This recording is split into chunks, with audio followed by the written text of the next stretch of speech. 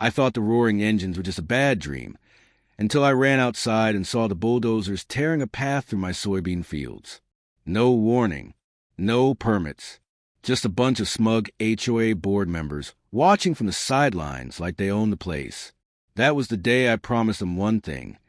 You're going to regret this more than you can imagine. And oh, did they. I jolted awake to the sound of engines, deep, grinding ones. Not the kind that come from a neighbor's pickup truck, but the kind that shake your bones and don't belong anywhere near a quiet farm at sunrise. Then came shouting. Not angry shouting, but fast, professional voices, like orders being barked.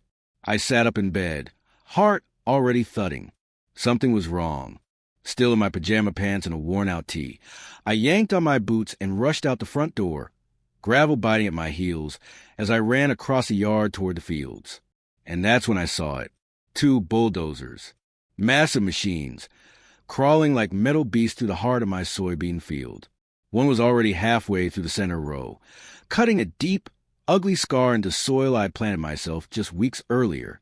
Men in bright vests were hammering stakes into the dirt, spray painting lines like they were designing a parking lot. And parked just off the side, 3 asphalt trucks, engines idling, black smoke curling into the morning air. I froze. For a second, I couldn't move. My grandfather cleared that field by hand. Every inch of it.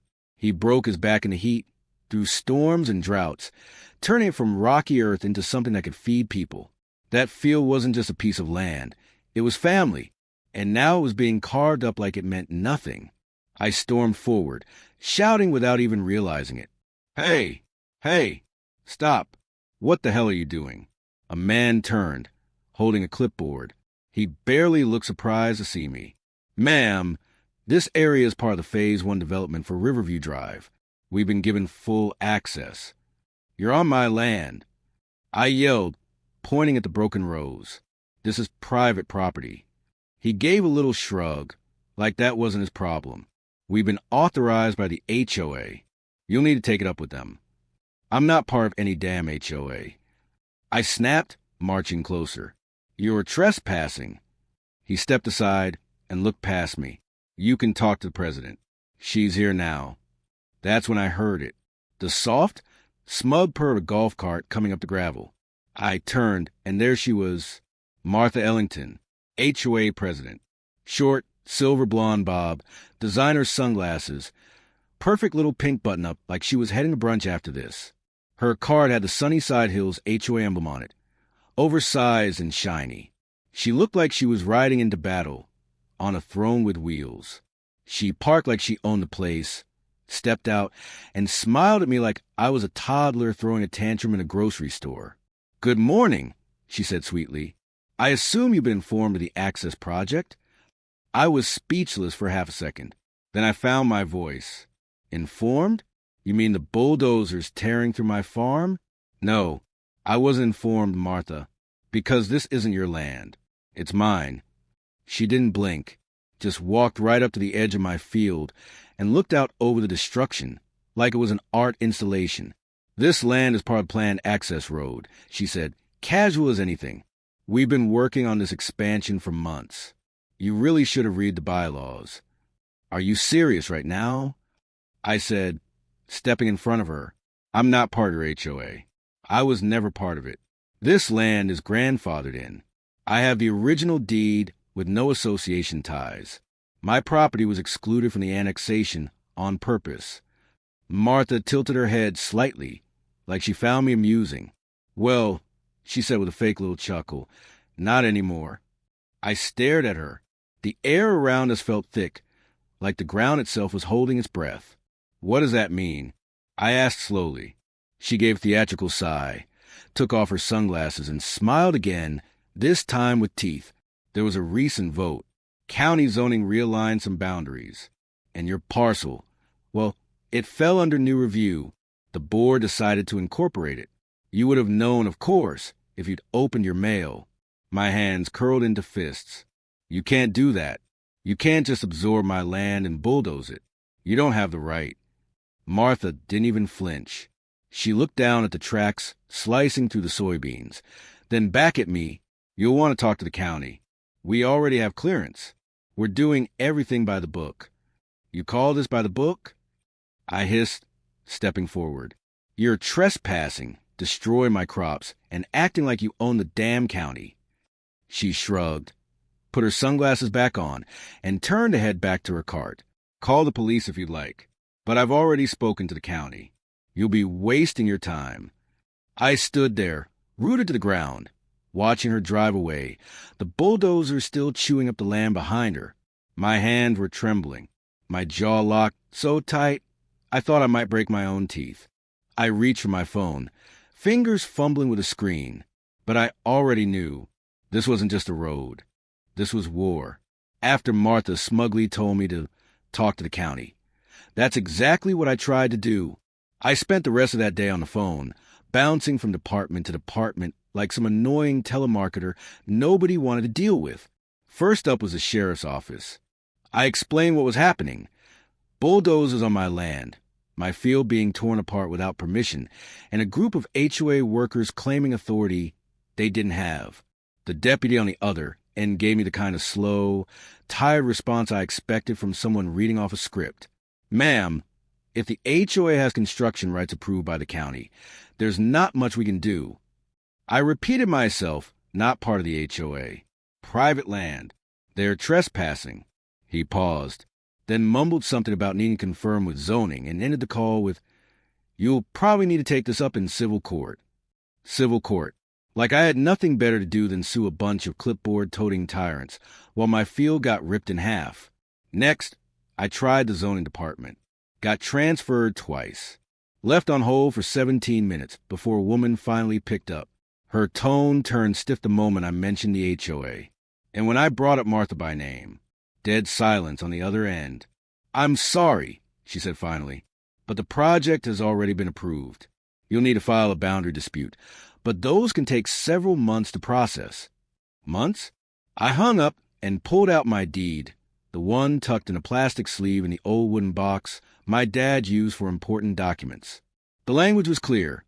5 acres, private farmland, no easements, no governing HOA ties. It had been that way since my grandfather bought it in the 60s. But when I opened the county's online property viewer, my stomach flipped. There, in bold black lines on the updated plat map, was a thick gray path cutting diagonally across my land. It had a new label, Common Access Easement, HOA Utility Route. I scrolled, rechecked the parcel number. It was my property, no doubt about it. But the description had changed. The history tab? Wiped clean except for the last 2 months. Someone had changed the digital record. Or worse, doctored it. I grabbed my keys and drove straight to the county office. If someone was trying to bury me in paperwork and fake plat maps, I wasn't going to sit around and let them. The front office was quiet when I walked in, the low hum of fluorescent lights making everything feel colder than it was. I headed straight for the desk where Linda usually sat. She'd helped me with permits before, always smiling, always offering me those chalky little mints she kept in her top drawer. She looked up when she saw me and instantly looked away. "Hey, Linda," I said, trying to keep my voice steady. "I need help with a boundary issue. My land's showing up online with an HOA easement, but that's not right. Can we pull the original file?" She stood slowly, avoiding eye contact. "I'll get someone from mapping," she said, almost under her breath. "Linda," I said again, more quietly this time, "you've seen my deed. You know my land isn't part of that HOA. She paused, still not looking at me, then said just loud enough to hear, "I can't talk about it," and walked away. I stood there, stunned, as she disappeared down the hallway. Eventually, a younger guy I didn't know came out holding a folder. He looked nervous. "We can give you a copy of the easement plat," he said, "and a dispute form if you want to challenge it. But the new records are already filed. Your property falls under access designation for the HOA. My property hasn't changed in 60 years, I said through clenched teeth. "Who filed the update?" He flipped a page in the folder. "Looks like it came from a zoning realignment committee. Signed by Martha Ellington." Of course it was. I walked out of that office, so angry I couldn't even see straight. My hands were shaking on the steering Will the whole drive home. She'd done it. She'd gone behind my back, used her little HOA kingdom to mess with the county records, and made it look like my land belonged to them. And the worst part? Everyone was letting it happen. The next few days were a blur of bulldozers, dust, and rage. Every morning, the machines came back. More of my rows flattened. More flags planted. The soybeans were crushed into mud. And then came the worst moment, when I realized the irrigation system was damaged. Pipes cracked. Flow disrupted.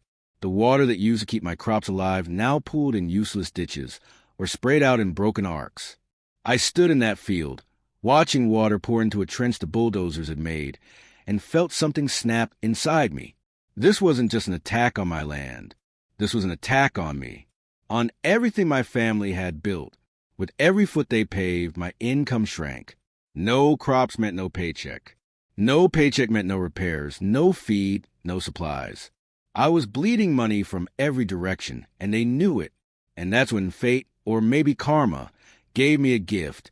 I was walking the edge of the field late one afternoon, taking photos of the damage, when one of the workers tripped over a stake and dropped a folder. Paper spilled into the dirt. He cursed and scooped them up quick, but he missed one.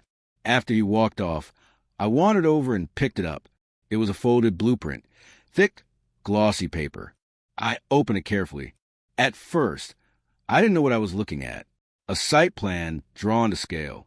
But then I spotted my house, the barn, and the edge of my field. And across the middle, right where the bulldozers had been tearing through, was a wide gray path labeled Private Drive, Luxury HOA Extension. There were notes scribbled in the margins: landscaping, fencing, future security gate. Even a pool plan for the end of the cul-de-sac. My land wasn't being used for a road. It was being stolen for a luxury street extension, for people who didn't live here yet. I stood there holding that paper, heart racing, hands going numb. This wasn't about access. This was about profit. About Martha using every trick she had to pave her way to a more exclusive community at my expense. I folded the paper, slid it into my back pocket, and looked out over what was left of my field. She thought she could erase me. But now I had proof. And I wasn't just going to stop her. I was going to expose every lie she built this road on. After finding that blueprint, proof that the HOA wasn't just cutting a road, but planning a full luxury extension across my land, I stopped playing defense. I went full offense. I started documenting everything. I mounted new cameras, high and hidden, got a backup drone, and flew it every morning and evening, recording every machine that rolled across my field. I filmed the broken irrigation system, the flattened soybeans, the workers walking right past my posted property lines like they didn't exist. I even recorded my calls to zoning and the county. Every brush off, every denial. I made folders, digital backups. USB drives I stashed in 3 different places. I had a full case file, day by day, hour by hour. If Martha thought she could bury this under paperwork, I was going to drown her in evidence.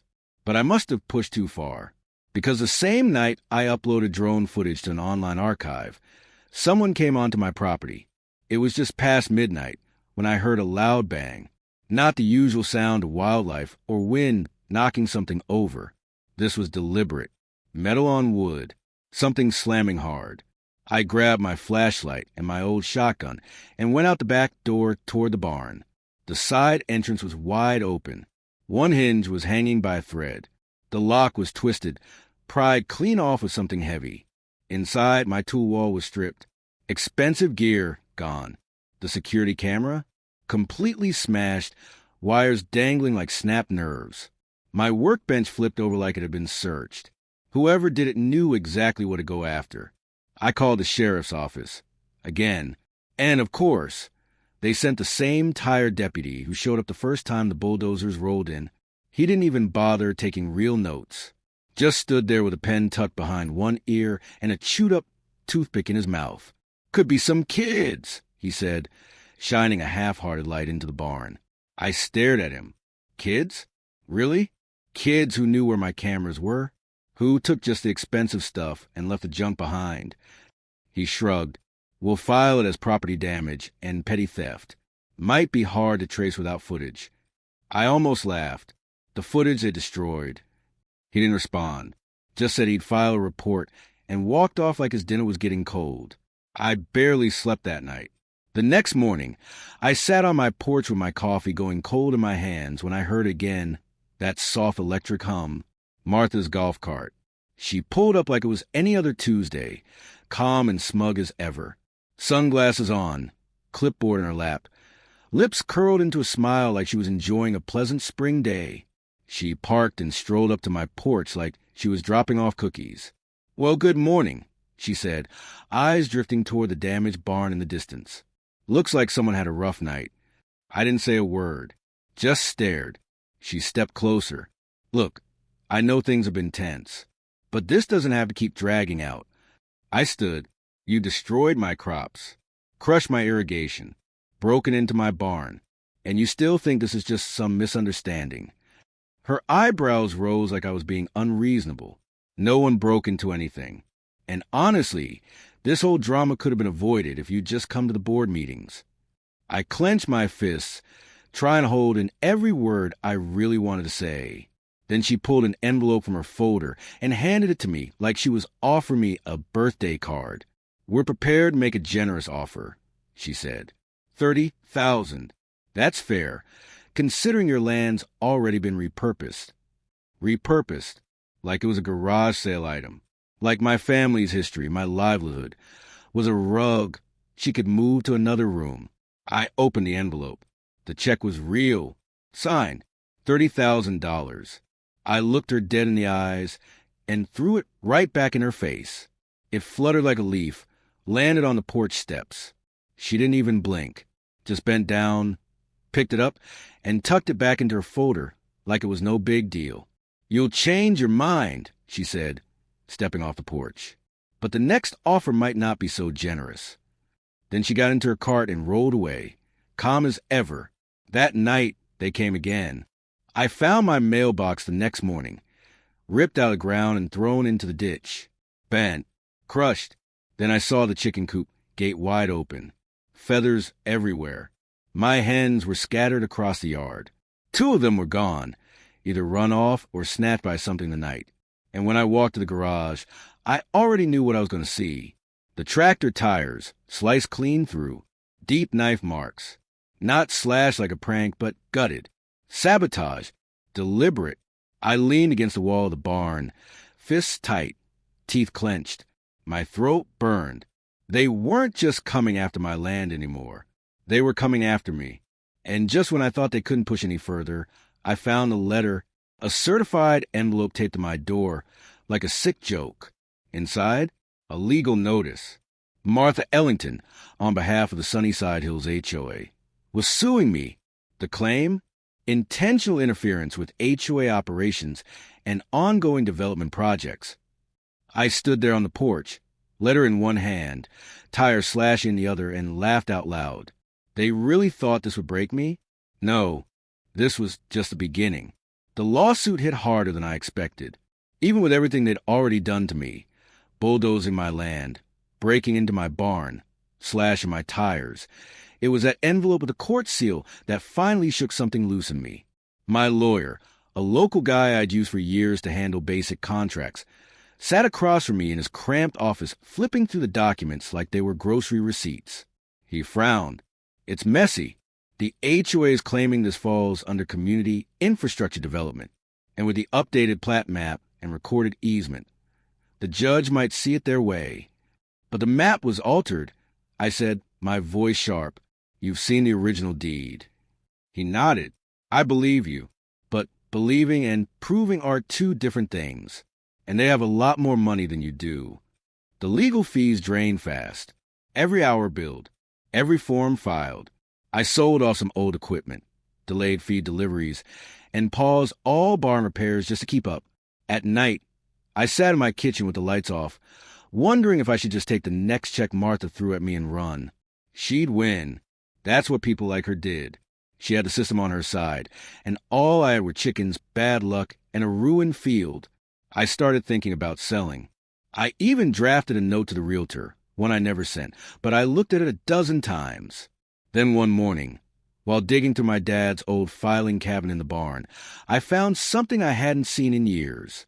A rolled-up survey map. Thick paper, faded edges, hand-drawn annotations in red ink. It had my dad's handwriting all over it. I spread it across the hood of my truck, hands trembling as I read the lines. There it was, the property line, marked, dated, notarized, and no easement, no shared access, no HOA overlay, nothing but 5 acres of clean, undisputed farmland. This was the map that predated the annexation, the zoning updates, and the bulldozers. It was the truth on paper. And suddenly, I felt something I hadn't in weeks. Hope. I didn't call my local lawyer. I called a guy 2 counties over. Someone with no ties to Martha, no dinner parties with HOA board members. A land use attorney named Roy. I'd found him mentioned in a news article about a farmer who stopped a gas company from running a pipeline through his orchard. When Roy picked up, his voice was calm and direct. I told him everything.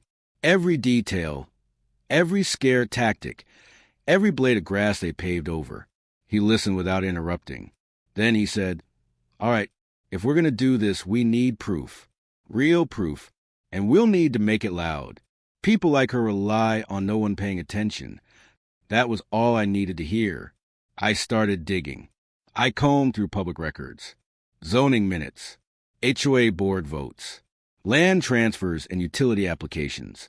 At first, everything looked normal. Then I started noticing names that repeated. Martha's name, her cousin's name, a developer listed as independent on one form, but tied to her husband's business on another. Then I hit something big, meeting notes from 6 months back. It showed a board vote to approve the road expansion. 5 signatures. Except 2 of those people were dead. One had passed away the year before. The other had moved out of state and hadn't been on the board in over a year. They'd forged the votes.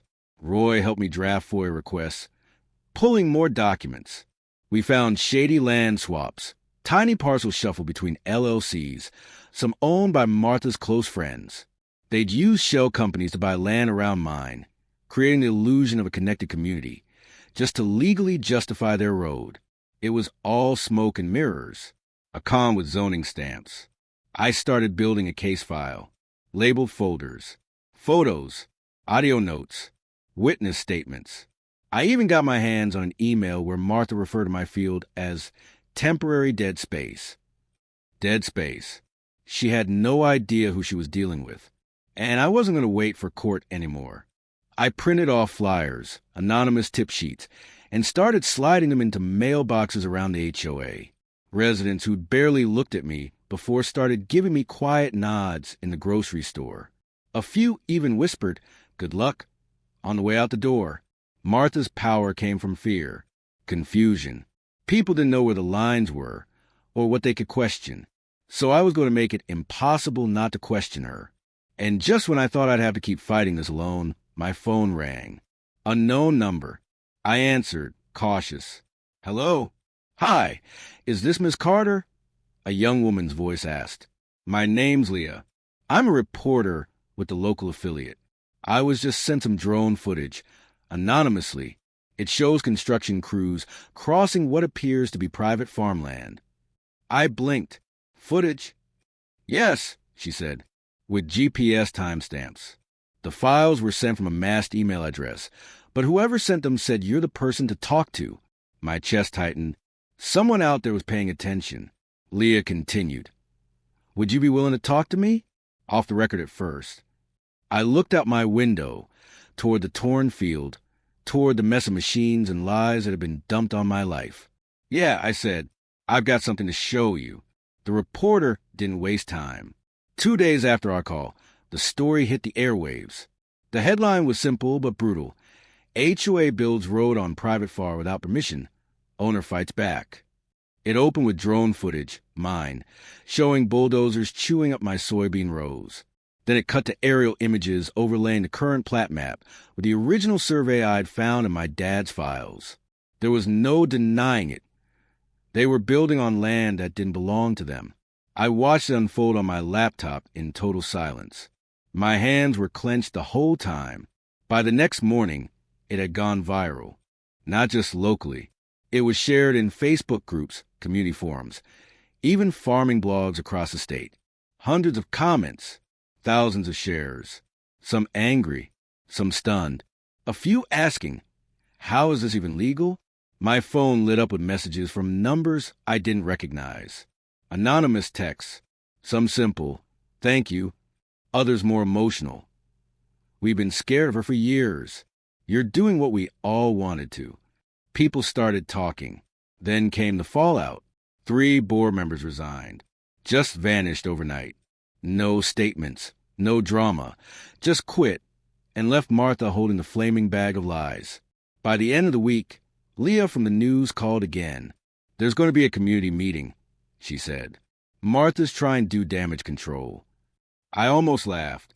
Of course she was. She's calling you a dangerous conspiracy theorist, Leah added, almost sheepishly. Said you're trying to undermine legitimate governance for personal revenge. I smirked. Perfect. Let's give her a show. I spent the whole day preparing. Loaded a thumb drive with my evidence. Drone clips, copies of the forged plat maps, scanned survey notes, HOA budget sheets showing misuse of funds. I even brought the original paper map, framed and dated just for dramatic effect. When I showed up at the meeting, the place was already packed. Folding chairs lined the community center wall to wall. Half the room was standing. Martha was up front, flanked by the 2 remaining board members, her pink blazer stiff and sharp like she'd ironed it with her own rage. She was mid-speech when I walked in. I want to remind everyone, she said, voice loud and fake calm, that we must not fall for misinformation. There are individuals spreading baseless rumors, dangerous conspiracy theories, meant to stir division within our community. Some folks were nodding, but others were frowning, whispering.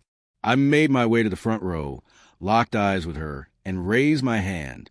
She saw me, and for the first time in all this, I saw her confidence crack. Just a flicker. She hesitated, then said, "This meeting is for board matters only. We're not entertaining public outbursts." "Then I'll wait my turn," I said, "but everyone in this room deserves the truth." The crowd murmured. A few people clapped. Martha rolled her eyes. Ms. Carter is not a member of the HOA and has no right to disrupt this. I stood up. She's right. I'm not part of the HOA, and that's the entire problem. I walked to the front and handed my thumb drive to the tech guy manning the projector. He looked at Martha, then back at me. She opened her mouth to protest, but he plugged it in. The projector lit up. Slide 1, the original deed. Survey map, date stamped. Slide 2, the updated plat map, signed by Martha and 2 people who'd been dead when it was submitted. Gasps. Slide 3, HOA budget record showing $18,000 in miscellaneous project fees transferred to a company owned by Martha's husband. More gasps. Now whispers. Some angry, some horrified. I didn't ask for this fight, I said, turning to the crowd.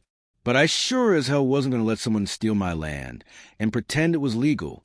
Martha altered official records, forged signatures, and used HOA funds like her personal piggy bank. Martha tried to speak, but someone in the crowd shouted over her. Let her finish. I hit play on a short drone video. It showed the bulldozers rolling through my fields, crossing the posted signs, flattening irrigation pipes. GPS data pinged in the corner. Then an older man in the back stood up, bald, gray beard, worn-out denim jacket. My daughter's backyard got bulldozed too, he said, voice shaking with anger. They said it was for a fire lane. But now there's a concrete path and floodlights back there. The crowd turned. Martha looked pale. Someone else shouted, "You pave half of Lot 23. The owner's been in hospice." Where'd the money go, Martha? She tried to speak, but the words died in her throat. She looked like a cornered animal, eyes darting, hands gripping the podium. I have legal counsel. These accusations are slanderous, she said weakly. I smiled, stepped forward just enough so only the front row could hear. You gonna sue me again? I asked, soft but sharp. Her eyes narrowed. For defamation this time. I added louder, now looking her dead in the face. Go right ahead.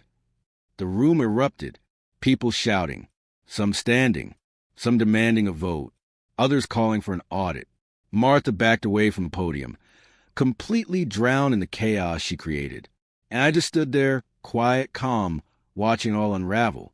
She wanted a war? Now she had one. After that meeting blew up in Martha's face, I knew I had momentum. The crowd had seen it. The forged documents, the videos, the budget shuffling. It wasn't just my word anymore. The truth was out there, and people were pissed. So I went for the throat. My lawyer filed a countersuit against Martha and the HOA. We listed trespassing, destruction of property, loss of income, and emotional distress.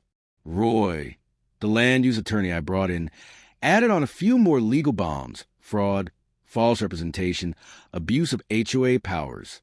The stack of evidence we gathered was thick enough to make a judge flinch. And this time, Martha didn't have the upper hand. Because now I had something she'd never planned on: public support. The news kept covering it. The headline, "Farmer Exposes HOA Fraud," popped up in local forums, radio shows, even regional papers. Reporters started knocking on my door. One day, I opened my mailbox and found 20 handwritten letters from people I'd never met. Other farmers, homeowners, even former HOA members who'd faced similar bullying. With the spotlight on her, Martha couldn't pull her usual stunts behind the scenes. The county? Suddenly wide awake. The same zoning office that ignored me for weeks announced a formal investigation into the Riverview Drive expansion. And the deeper they dug, the worse it got. Turns out, the person who approved the easement? Martha's brother. He worked part-time with the zoning commission, and he'd fast-tracked the file without a full board review. A clear conflict of interest, and illegal as hell. But it didn't stop there. I hired a private investigator. Quiet guy, ex-military, sharp eyes, no nonsense.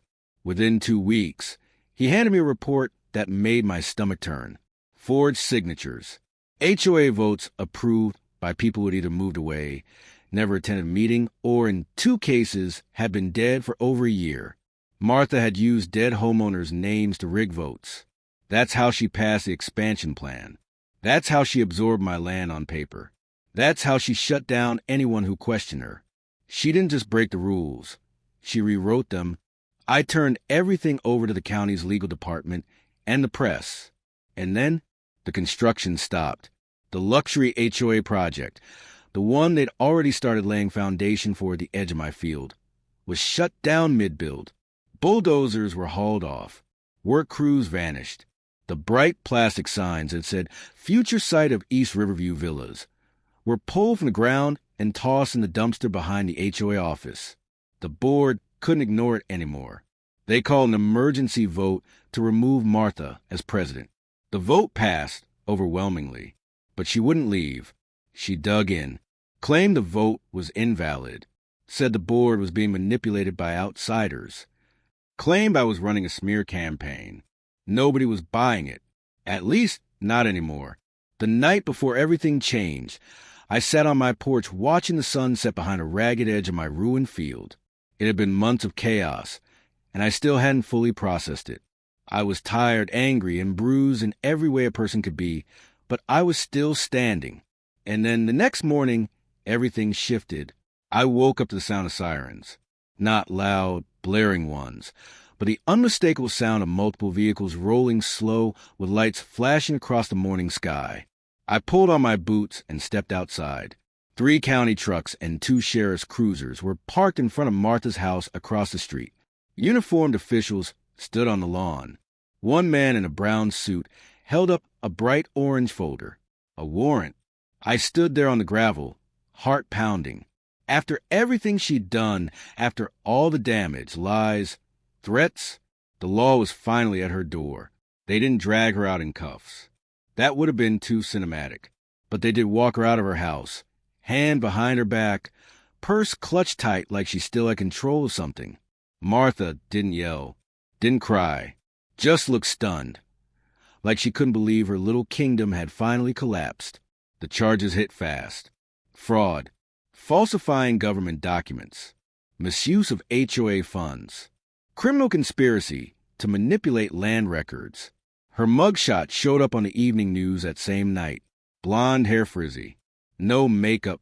No sunglasses. Just a tired, pale face with a blank stare that screamed, "How did this happen to me?" She'd ruled the neighborhood like a queen with a clipboard. Now she was just another scandalous headline. And it didn't stop there. With everything now public, my case, the maps, the forged votes, it opened the floodgates. A class action lawsuit formed almost overnight. Former board members, residents she'd steamrolled, and even neighbors who kept quiet out of fear finally stepped forward.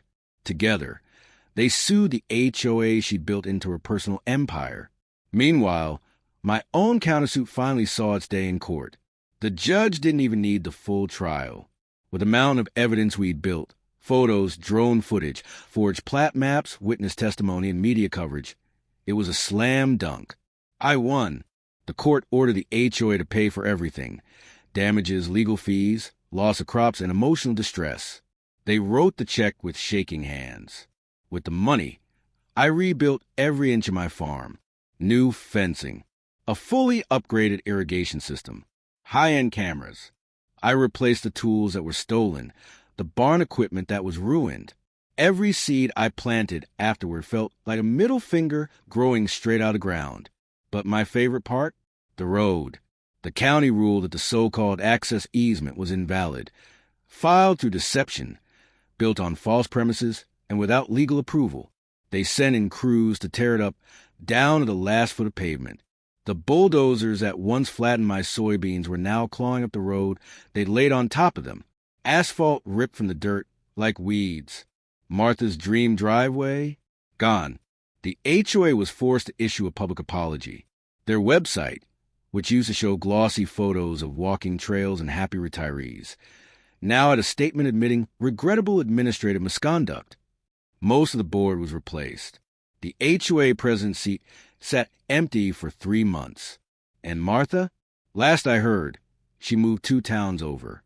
Sold her house for a fraction of its value. She tried to apply for a new HOA board position somewhere else, but after her record became public, they wouldn't even return her calls. I stood out in the middle of my field one morning, boots planted on the same dirt my grandfather once worked. The sun was warm. Birds were chirping. The land was quiet again, mine again. Right where the road used to run, fresh soybeans were sprouting. I smiled. She thought she could pave over my farm. I paved the road to her downfall instead.